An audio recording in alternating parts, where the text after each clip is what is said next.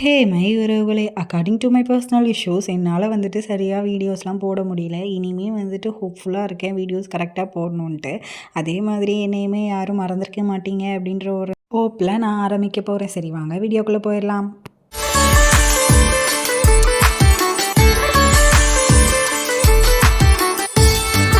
ஒரு சின்ன ரீகேப். நம்மளுடைய கங்காவை அடிச்சு பிடிச்சி போட்டதில் நம்மளுடைய ஜக்கு ஃபேமிலி எல்லாருமே காப்பாற்றி கொண்டு வந்து ஹாஸ்பிட்டலில் சேர்த்தாங்க இல்லையா, அதனுடைய கண்டினியூஸ் தான் நம்ம இப்போ பார்க்க போகிறோம்.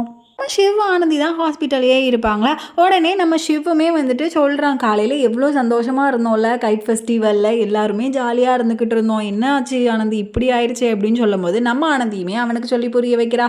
அடுத்த நிமிஷம் நிச்சயம் இல்லாத வாழ்க்கையில் எதுவுமே நிரந்தரம் இல்லை சிவ் அப்படின்ற மாதிரி அவளுமே சொல்லி புரிய வைக்கிறா. உடனே நம்ம சிவ்வுமே வந்துட்டு ஓகே டீச்சர் அம்மா நீங்கள் சொன்னால் சரியாக தான் இருக்கும் அப்படின்ற மாதிரி அவன் ஜாலியாக பேசிகிட்டு இருக்கோம். நம்மளுடைய ஆனந்தியுமே வந்துட்டு உங்களுக்கு எல்லாமே விளையாட்டு தான்ற மாதிரி தலையை கீழே குனிஞ்சு நின்றுட்டு இருக்கா. உடனே நம்மளுடைய சிவுமே வந்துட்டு பாவம்ல அந்த பொண்ணு கங்காக்கு எப்படியாவது அவளுடைய குழந்தைய மீட்டு கையில் கொடுக்கணும் அப்படின்னு சொல்லவும் நம்ம ஆனந்தியுமே ஒரு குழந்தை கையில் இல்லைன்னா அந்த தாயினுடைய வலி எப்படி இருக்கும்னு எனக்கு மட்டும்தாங்க தெரியுன்ற மாதிரி சொன்னோன்னே சரி ஓகே நீ கவலைப்படாதம்மான்ற மாதிரி அவன் அவளுக்கு ஆறுதல் சொல்கிறதெல்லாம் பார்க்குறேன். நம்ம ஜகுக்கும் பழையபடி கஷ்டமாக இருக்குது, ஐயோ நம்ம ஆனந்திக்கிட்ட இவ்வளோ நல்லா பேசிகிட்டு இருக்கானேன்ட்டு.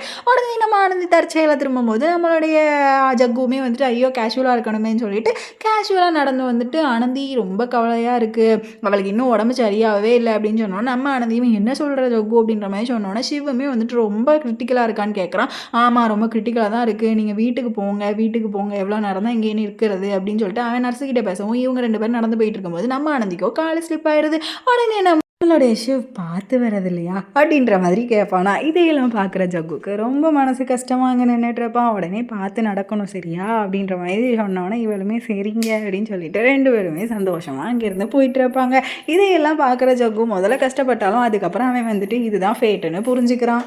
அதுக்கப்புறமா வந்துட்டு ராத்திரி வந்து அவனோட ஃப்ரெண்டுகிட்ட சொல்கிறான், டே நீ தாண்டா கண்டிப்பாக கங்கா கூட இருக்கணும், நான் இப்போ வெளியில் போகணும், அதாவது நான் வீட்டுக்கு போயிட்டு வரேன்னு சொன்னோன்னே இவனுமே நான் பார்த்துக்கிறேன்டா நீ போடான்னு சொல்லிட்டு வீட்டுக்கு அனுப்பி வச்சிடுறான். இங்கே வந்ததுக்கப்புறம் இவனை வந்துட்டு எல்லாருமே கேட்குறாங்க யாருடா அந்த பொண்ணு அப்படின்னு சொன்னோன்னா இவனுக்கு அவளுடைய கதை எல்லாமே தெரியும் இல்லையா, அவன் வந்து சொல்லி புரிய வச்சுட்டு இருக்கான் ஃப்ரெண்ட்ஸ் இங்கே வீட்டில். அதுக்கப்புறமா இங்கே நம்மளோட ஆனந்தி சிவ் வீட்டை தான் காட்டுறாங்க. நம்ம ஆனந்தியுமே பெட்டெல்லாம் வந்துட்டு உதறி விட்டுட்ருப்பா. அப்போன்னு பார்த்து அந்த பெட்டு கீழே வந்துட்டு பெட்ஷீட்டில் ஒரு கிஃப்ட் இருக்கும். இது என்ன கிஃப்ட்டு, இது யார் வச்சா அப்படின்னு சொல்லிட்டு பேசிகிட்டு இருக்கும்போது நான் தான் மேடம் அங்கே வச்சேன்னு சொல்லிட்டு நம்மளுடைய சிவ் உள்ள வரான். நம்ம சிவ் உள்ள வந்தோன்னா கிஃப்ட்டு திறந்துலாம் பார்க்க மாட்டிங்களா அப்படின்ற மாதிரி கேட்கவும் நம்மளுடைய ஆனந்தி சொல்கிறா எதுக்கு கலெக்டரே இதெல்லாம் அப்படின்ற மாதிரி கேட்குறா. அப்போ அவன் சொல்கிறான் இன்னைக்கு ஃபெஸ்டிவலில் உனக்கு நான் ஒன்றுமே தரலன்னு சொல்லிட்டு பார்க்கவும் 2 காப்பு தாங்க அங்கே இருக்கும். அதையெல்லாம் பார்த்துட்டு இந்த தங்கத்தை உனக்கு போட்டதுக்கப்புறம் தான் தங்கத்துக்கே மதிப்பு அப்படின்னு சொன்னோன்னா ஐயோ சும்மா ஏதாவது பேசிகிட்டு இருக்காதீங்க, சரி வாங்க போய் தூங்கலாம் அப்படின்னு சொல்லிட்டு இவனுமே சரி வா அப்படின்னு சொல்லிட்டு போய் படுக்க போகிறாங்க. அப்போ பார்த்து அவனுடைய பெட்ஷீட்டை தூக்கும்போது அங்கே ஒரு கிஃப்ட் இருக்கும். உடனே வந்துட்டு அதை எடுத்துட்டு மேடம்க்கு என்ன சர்ப்ரைஸ்லாம் பண்ண தெரியுமா அப்படின்ற மாதிரி கேட்கும்போது நம்மளுடைய ஆனந்தியுமே சும்மா பேசிகிட்டு இருக்காம அதுக்கு முதல்ல போட்டு காட்டுங்க அப்படின்ற மாதிரி சிரிச்சுட்டே சொல்கிறா. அப்போ நம்மளுடைய ஷிப்புமே அதை எடுத்து சந்தோஷமாக போட்டு காக்க போகிறான். போட்டு காக்கும்போது இது என்னடி டிஷர்ட்டா அப்படின்ற மாதிரி கேட்டுட்டு இனிமேல் இந்த டிஷர்ட் நான் கலத்தவே மாட்டேன் போட்டேனா அப்படின்ற மாதிரி சொன்னானே நம்ம ஆனந்தியுமே ரொம்ப சிரிச்சிட்டு இருக்கா. உடனே வந்துட்டு அவனுமே போட்டு காட்டுறான். போட்டு காக்கும்போது ஒரு மாதிரி போட்டு காட்டுவானா. உடனே என்ன ட்ரெஸ் போடுறீங்க, ட்ரெஸ்ஸு கூட போட தெரில, என்ன கலெக்டரே நீங்கள் அப்படின்னு சொல்லிட்டு நம்மளுடைய ஆனந்தி தான் வந்துட்டு அவனுக்கு டிஷர்ட்டை மாட்டி விடுறா. அப்படி மாட்டி விடும் போதே 2 பேருக்குமே ரொமான்டிக்காக அப்படி ஒரு லுக்கை விட்டுட்டு 2 பேருமே அப்படி பக்கத்தில் நெருங்கி நம்மளுடைய சிவுமே போகிறான். உடனே அவன் உள்ள வரைக்கும் அதாவது அந்த கழுத்துக்கிட்ட வரைக்கும் கையை கொண்டு போவான். அதுக்கப்புறம் என்ன நினைப்பான்னு தெரில. உடனே அந்த கையையுமே எடுத்துட்டு இதெல்லாம் தப்பு, சரி ஓகேவா நம்ம தூங்கலாம் அப்படின்ற மாதிரி 2 பேருமே போய் படுத்துருவாங்க. நம்மளுடைய சிவுமே வந்துட்டு அந்த கிஃப்ட்ஸ் எல்லாம் எடுத்து வச்சுட்டு சரி வா சீக்கிரம் போய் தூங்குவோம், நாளைக்கு ஹாஸ்பிட்டல் போகணும்னு சொல்லிட்டு படுத்து தூங்கிடுவான். இங்கே நம்ம ஆனந்திக்குமே அப்படி ரொம்ப கஷ்டமாயிரும். உடனே அவள் என்ன பண்ணுவா, அப்படியே வந்துட்டு வெளியில் வருவா. வெளியில் காரிடாரில் வந்து நின்றுட்டு ரொம்ப கஷ்டப்பட்டு அழுதுகிட்டு இருப்பாள். நம்ம ரொம்ப கில்ட்டியாக இருக்கும் அவளுக்கு. அப்போ அவளுடைய முன்னால் யாரோ ஒரு பின்பம் மாதிரி வருவாங்க, வந்து சொல்லுவாங்க அவர் உன்னுடைய புருஷன் தானே, நீ எதுக்கு இவ்வளோ தயக்கம் பண்ணுற, என்னமோ லவ்வர்கிட்ட பேசுகிற மாதிரி, உன்னுடைய புருஷன்கிட்ட உன்னுடைய அன்பை நீ காட்ட போகிற, அது எப்போ காட்டினா என்ன, எந்த நிமிஷம் காட்டினா என்ன, அவர் உன்னுடைய கணவர் ஆனந்தி அப்படின்ற மாதிரி அவளுக்கே யாரோ சொல்கிறாங்க. அப்படின்ற மாதிரி இருக்கும். ஐயோ என்னால் நான் ஒன்றுமே பண்ண முடியலையே, நான் என்ன பண்ணுவேன் அப்படின்னு அழும்போது நீ ஒன்றும் பண்ண வேணாம்னு சொல்லிட்டு நம்மளுடைய சிவ் அங்கே வந்து கண்ணை தொடச்சி விடுறான். கண்ணை தொடக்கவுமே நம்மளுடைய ஆனந்தி சிவ் அப்படின்ற மாதிரி கூப்பிடுவா. நான் தான் என்னாச்சு எதையும் பார்த்து பயந்துட்டியா, இனிமேல் ரூமுக்கு வா அப்படின்ற மாதிரி கூப்பிடுவானா. இவளுமே வந்துட்டு தயங்கி அவன் கூட உள்ளே போவா. உள்ளே போனதுக்கப்புறம் பெட்டில் உட்கார வச்சுட்டு என்னதாம்மா ப்ராப்ளம் அப்படின்ற மாதிரி கேட்கும்போது என்னால் நீங்கள் முதல்ல மன்னிச்சிருங்க அப்படின்ற மாதிரி சொல்லிவிட்டு அவனை அப்படியே கட்டி பிடிச்சிப்பா. கட்டி பிடிச்சதுக்கப்புறம் நம்ம சிவுமே சரி சரி ஒன்றும் பிரச்சனை இல்லை, எதையும் நினச்சி கவலைப்படாதேன்னு சொல்லிட்டு அவனுமே இறுக்கி கட்டி பிடிச்சிட்டு இருப்பான். அதுக்கப்புறம் அடுத்த நாள் காலையில் ஆனவொன்னே நல்லா இவன் எந்திரிச்சிருவான். முதல்லையே தூங்கிட்டு இருப்பான் நம்ம ஆனந்தியோ.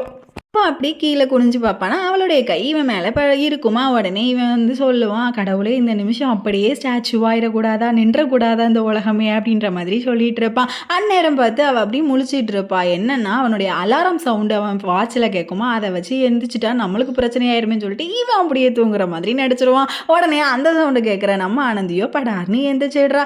எந்திரிச்சதுக்கப்புறம் அவளே வந்துட்டு கை இருக்கிறத பார்த்துட்டு கொஞ்சம் கொஞ்சமாக அந்த கையுமே எடுத்துட்டு இவன் என்ன பண்ணுறான்னா சரி நம்ம போய் குளிக்கலாம்னு சொல்லிட்டு பாத்ரூமுக்கு போகிறா. அந்நேரம் பார்த்து நம்ம சிவுமே எஞ்சிக்கிறா. அப்பாடா தப்பிச்சோண்டா சாமின்ட்டு. உடனே சரி ஓகே சாப்பிட்லான்னு சொல்லிட்டு பிரேக்ஃபாஸ்ட்லாம் ரெடி பண்ணி நம்மளுடைய ஆனந்தியுமே ரெடி பண்ணி வச்சுட்டு இருப்பாளா. அப்போ அந்த இடத்துக்கு நம்மளுடைய சிவ அத்தை வராங்க. வந்ததுக்கப்புறம் என்னத்தை காலையிலேயே சந்தோஷமா இருக்கீங்க? அடா ஆமாம் மருமகளே, என்னுடைய ஃப்ரெண்டுனுடைய மருமகளுக்கு வந்துட்டு குழந்தை பிறந்திருக்குன்னு சொல்லிட்டு உடனே நம்மளுடைய ஆனந்தியுமே அப்படியே அத்தை அப்படின்னு சொல்லி சந்தோஷமாக கேட்டுட்டு இருக்கும்போது அவங்க உடனே உன்னை தான் கேட்காங்க எப்படா குழந்தைய பக்க போறீங்கன்ட்டு. நானுமே சொல்லிட்டு இருக்கேன் எதிர்பார்த்துட்டு இருக்கோம், நீ எப்போ பக்க போறீங்கன்னு சொல்லுவாங்க. நம்ம ஆனந்தி முகமாக அப்படி செத்து போன மாதிரி ஆயிடுது. நம்ம அத்தையுமே ஜாலியாக பேசிகிட்டு இருக்கோம். இவளுமே பேச்சை மாற்றலான்னு சொல்லிட்டு சாஞ்சி இந்த ஊர் உனக்கு பிடிச்சிருக்கா, எங்கேயாவது வெளியில் போகலாமா, நேற்று நடந்த ஃபெஸ்டிவல் எப்படி இருக்குது அப்படின்னு சொன்னோன்னே இவளுமே வந்துட்டு நல்லா தான் இருந்துச்சு, ஒன்றும் பெட்டராக இருந்துச்சு அப்படின்ற மாதிரி இவளுமே பேசிகிட்டே இருந்தாக்கல. ஏன் வெளியில் போகலாமா அப்படின்ற மாதிரி ஆனந்தி கேட்பாளா. உடனே நான்லாம் வெளியில் வர மாட்டேன், டேன் ஆகிடுவேன் அப்படின்ற மாதிரி சொன்னோன்னே நம்ம அத்தை கேட்பாங்க, ஆனந்திமா நம்மளுடைய ஷிஃபனுடைய காலில் ஒரு அடிபட்டு இருந்துச்சு பாத்தியாமா என்னன்னொன்னே இவ வந்து எந்த கால் அப்படின்னு ஒன்று மாதிரி ஒன்றுமே தெரியாமல் கேட்பாளா. அப்போ ஒன்றே சாஞ்சி சடார்னு சொல்லிடுவா. புருஷனோட காலில் அடிபட்டதே தெரியலையா, இவங்க வேற சீக்கிரம் குழந்தைய பெற்று கொடுக்க போகிறாங்களாம். ஐயோ அப்படின்ற மாதிரி சொன்னோன்னா நம்ம ஆனந்தி எப்படி தலை குனிஞ்சு நின்றுட்டு இருப்பான். நம்ம அத்தைக்கோ யோசனை எங்கே இல்லாமோ போகுது. உடனே வந்து அமைதியாக நின்றுட்டு இருக்காங்க. உடனே சாஞ்சி நான் சாப்பிட்டேன்ப்பா நான் போகிறேன் அப்படின்ற மாதிரி எந்திரிச்சு வேலையெல்லாம் முடிச்சிட்டுல அதனால எந்திச்சு போகிறா. அப்போ பார்க்க நம்ம சிவமே சாப்பிட வந்து உட்காந்துருக்கான். உட்காந்துட்டு நான் போட்டிருக்கேன் பார்த்தியா அப்படின்ற மாதிரி சும்மா கண்ணால் காமிப்பானா. நம்மளுடைய ஆனந்திக்கு செம்ம சந்தோஷமாயிரும் அதை பார்த்துட்டு. அந்தக்கெல்லாம் அவளுமே சூப்பராக இருக்குன்னு கண்ணாலேயே சொல்லிட்டு அதுக்கப்புறம் சாப்பாடு வச்சுட்டு இருப்பாளா. அப்போ உடனே நம்ம ஆனந்திட்டு வந்து வரலையா ஹாஸ்பிட்டலுக்குன்னு கேட்கவும் இந்த வரேங்க கிளம்பிட்டேன்னு சொல்லிட்டு அவள் கிளம்ப போயிடுவா. ஆனால் நம்ம அத்தைக்கு தான் அந்த ஆன்ச்சி பேசின நினப்பாவே இருந்துட்டு இருக்கும், யோசிச்சுட்டு இருப்பாங்க. இங்கே உடனே நம்ம ஜக்குமே தூங்காமல் ராத்திரி பூரா உட்காந்துருப்பானா. உடனே நர்ஸ் வந்துட்டு சொல்லுவாங்க, சார் நீங்கள் போய் தூங்குங்க நான் பார்த்துக்கிறேன் பேஷண்ட்டுன்னு சொல்லிட்டு உடனே கவனமாக பார்த்துக்கோங்க யாரும் வந்துடாமன்னு சொல்லிட்டு அப்பந்தாங்க அவன் போவான். உடனே அவனுக்கு பின்னாலேயே வந்துட்டு அவளுடைய புருஷனான ரவுடி பையன் சொன்ன அந்த ஒரு நர்ஸ் வந்துட்டு என்ன பண்ணிடுவான்னா வேற ஏதோ ஒரு ஊசியை மாட்டி விட்டுட்டு போயிடுறான். உடனே மாட்டி விட்டுட்டு யாருக்குமே தெரியாமல் போவோம். நம்மளுடைய ஜக்கு அந்த இடத்துக்கு வரான். அந்த இடத்துக்கு வரவும் நம்மளுடைய கங்காவுமே பயந்து எந்திரிச்சிடுறா. உடனே ஒன்றும் இல்லை உட்காருங்க அப்படின்ற மாதிரி சொல்லிட்டு இருப்பாளா. உடனே அதே இடத்துக்கு நம்மளுடைய சிவ் ஆனந்தியுமே வந்துடுவாங்க. ஜக்கு ஒன்று என்ன நீங்கள் என்ன இங்கே அப்படின்னோன்னு இல்லடா பார்க்குறதுக்கு வந்தோம் அப்படின்ற மாதிரி எழுப்பி நம்மளுடைய கங்கா கிட்ட ஆறுதெல்லாம் 4 வார்த்தை சொல்லிட்டு இருப்பாங்க. எப்படியாவது உன் குழந்தைய கண்டுபிடிச்சோன்னு இவ ரொம்ப அளவும் அந்நேரம் பார்த்து அவங்க ஃபேமிலியில இருந்து எல்லாருமே வந்துருவாங்க.